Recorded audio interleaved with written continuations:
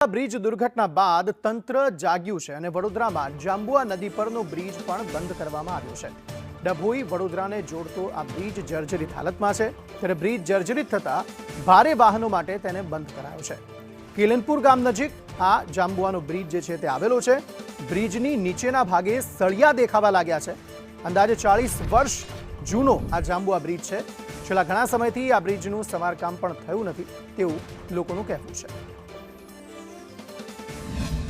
Reality ચેકની વાત કરવામાં જો આવે તો ગંભીરા બ્રિજની જે દુર્ઘટના બની હતી ત્યારબાદ અત્યારે વડોદરાનો વધુ એક બ્રિજ જર્જરિત હાલતમાં જોવા મળી રહ્યો છે। સંદેશ ન્યૂઝ રિયાલિટી ચેક કરવા આવ્યું છે।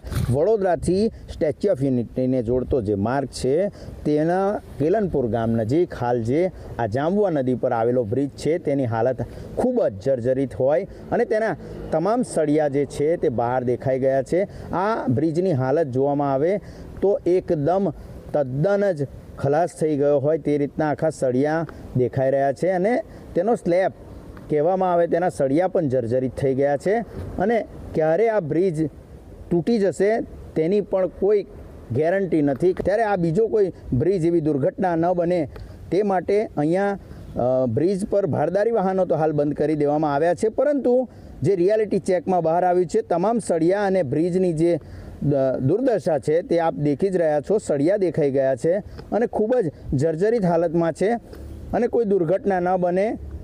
બીજું કે જે આ બ્રિજ છે તેને ઘણા લાંબા સમયથી સમારકામ પણ નથી કરવામાં આવ્યું, તો હવે આ બ્રિજને પર કોઈ દુર્ઘટના બનશે તેનો જવાબદાર કોણ, તેવા પણ મહત્ત્વના સવાલો અહીંયા ઊભા થઈ રહ્યા છે। સહયોગી પર્સન સાથે કેતન કુમાર, સંદેશ ન્યૂઝ, વડોદરા।